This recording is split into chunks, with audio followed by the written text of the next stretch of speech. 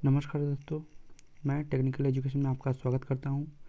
आज आपको बताने वाले थे कि हम global concept of global short circuit होता क्या है। तो शॉर्ट सर्किट होता क्या है, तो हम बताए थे कि शॉर्ट सर्किट दो टाइप की होती है। एक होती है डमी शॉर्ट सर्किट, एक होती है ग्लोबल शॉर्ट सर्किट।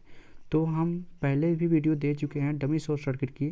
तो आज हम बताने वाले हैं कि ग्लोबल शॉर्ट सर्किट क्या होती है उसके बारे में। तो आइए हम टॉपिक को देर न करते हुए अपने टॉपिक को आगे बढ़ाते हैं।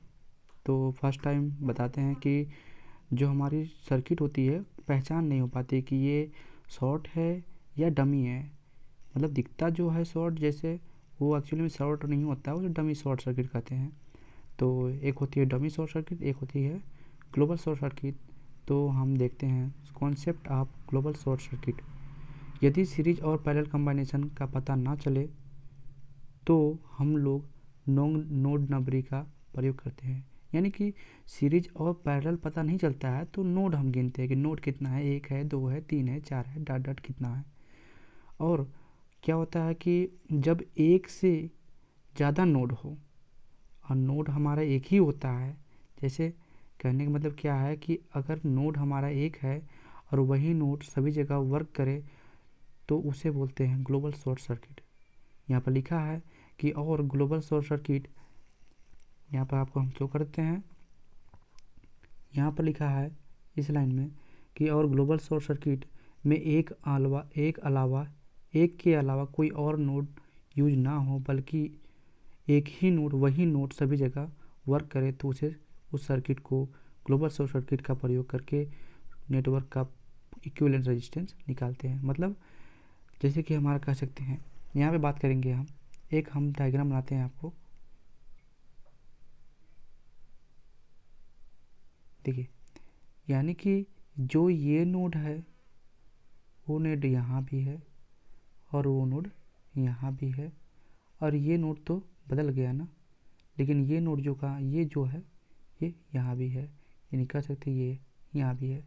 तो यानी इस तरह का जो नोड होती है क्या बोलते हैं, मतलब इस तरह का जो क्वेश्चन होती है उसको बोलते हैं ग्लोबल शॉर्ट सर्किट। आइए हम ज़्यादा देर ना करें, देर ना करते हुए हम न्यूमेरिकल पे आते हैं। तो फर्स्ट क्वेश्चन हमारी ये होती है, इस क्वेश्चन को हम पे देखते हैं। तो यहाँ पर देखिए क्या है कि जो नोड हमारा यहाँ पर है, जो नोड यहाँ पर है वही नोड हमारे यहाँ पर है, और घूमते हुए ये नोड यहाँ पर आ रहा है। इस रेजिस्टेंस का कोई वजूद ही ना हो, इस रेजिस्टेंस का कोई वजूद ही नहीं है, तो यही रेजिस्टेंस हमारा कहलाएगा, ए नोड ही कहलाएगा। अगर बी देखते हैं तो बी नोड भी यही कहलाएगा। जिस तरह से हम कहेंगे कि बी नोड कौन सी हमारी है, तो नोड यहाँ पर पता चल रहा है कि नोड 2 है हमारी, लेकिन जो बी नोड है यहाँ पर वही है। ये भी नोड है, ये भी बी नोड है, ये भी बी नोड है। यानी कह सकते हैं कि ये जो सर्किट है हमारा कैसा शॉर्ट है, तो ग्लोबल शॉर्ट सर्किट है।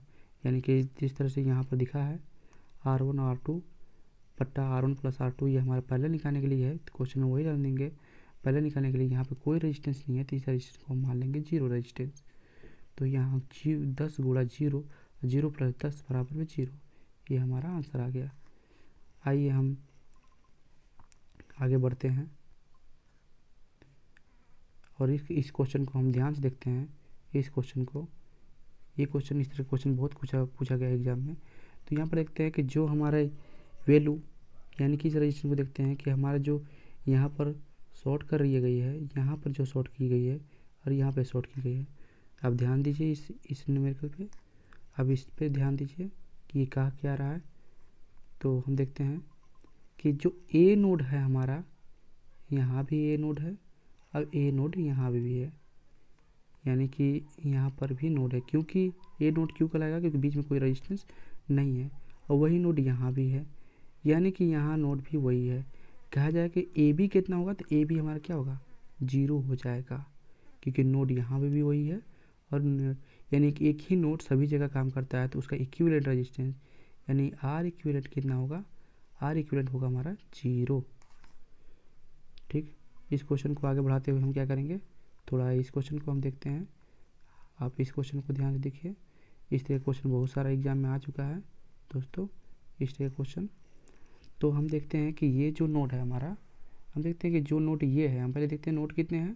तो 1 2 3 4, देखेंगे हम यही कहेंगे कि 4 नोड हमारे पास, लेकिन एक्चुअली में क्या है कि ये जो नोड है, ये जो हमारा है, ये रेजिस्टेंस नहीं लिया गया है और यही नोड इसको जोड़ा गया है, इसी नोड को जोड़ दिया, यानी कि ये नोड को ये वाला हमारा ये वाला जोड़ा है, यानी कि ये जोड़ा है। तो बीच में क्या ये रेजिस्टेंस की वैल्यू कितना है, इसका रेजिस्टेंस है ना, 0 रेजिस्टेंस रहेंगे, यानी कि 0 रेजिस्टेंस कहलाएगा ये हमारा। तो ध्यान से देखिए कि एक ही नोड सभी जगह प्रयोग हो रही है, यानी कि जो नोड यहाँ पर है, अगर यहाँ पर रेजिस्टेंस होती तो बी कहला जाती, लेकिन नहीं है। तो यही नोड यहाँ पर भी है और ये नोड यहाँ पर भी है और यही नोड यहाँ पर भी है, यानी कि सभी जगह एक ही नोड है। तो आर इक्वलेंट क्या होगा, 0। हम देख के कहेंगे कि 0 है। आइए इस तरीके से क्वेश्चन एक और है हमारे पास, जो कि ये हमारी है। तो इस पर देखते हैं क्या है कि जो हमारे ए है दोस्तों, और यहाँ पर देखिए सी है, ये हमारी जो सी है, और सी क्या कर रहा है, यहाँ पर सी जोड़ दे रहा है, और बी हमारा यहाँ पर भी है। ठीक, तो जहाँ से हम बताएं कि जहाँ से करंट बढ़ती है वो क्या कहलाता है, पैरेलल। जहाँ से करंट हमारी बढ़ती है वो क्या कहलाता है, पैरेलल। जो करंट जहाँ से बढ़ती है हमारी क्या कहलाती है, पैरेलल। तो ये और ये पैरेलल में हो गए, यानी कि 6। यहाँ पर देखिए ए सी बी, यानी कि ए हमारा है, सी है और बी है। यहाँ पर क्या है, ए है, सी है, बी है। इससे देखेंगे तो देखते हैं पहले क्या हम दोस्तों कि जो हमारा ए है, ए से जो चालू हो रहा है वो पैरेलल में निकला है और सी पे मिल रही है। दोनों पॉइंट कहाँ मिल रही है, सी पे मिल रही थी। यहाँ पे देखिए आप, ए से निकल रही है 2 पैरेलल और सी पे जाकर मिल रही है। तो ए से चल रही है और सी पर मिल रही है। और देखिए सी से जो चल रही है वो कहाँ जाकर मिल रही है, यहाँ पर जाकर मिल रही है। जो सी से चल रही है वो भी बी पर मिल रही है, यानी ये भी आपस में पैरेलल है, ये पैरेलल है। यानी कि 3, ये 3 और 6 का पैरेलल निकालेंगे तो 3 और 6 का पैरेलल ये होगी 6 गुणा 3 प्लस 6 गुणा 3 बट्टा में 6 प्लस 3, और प्लस में 4 4 का क्या होगा, पैरेलल आधा होता है, यानी कि 4 बट्टा 2, तो कितना होगा 2। इस तरह से होगा। और यहाँ पर क्या होगा कि इस तरह से सॉल्व कर देंगे और यहाँ पर 4 ओम निकल आ जाएगा। तो बस यही क्वेश्चन था हमारा, यही हमारा था ग्लोबल शॉर्ट सर्किट, और कुछ नहीं है। यानी कि एक ही नोड हमारा सभी जगह काम करे। ध्यान से इस हम थ्योरी को पढ़ लेंगे थोड़ा सा, जैसा भी थ्योरी हो। थ्योरी मिल नहीं रही थी इसकी दोस्तों, लेकिन हम थ्योरी अपने से बनाए।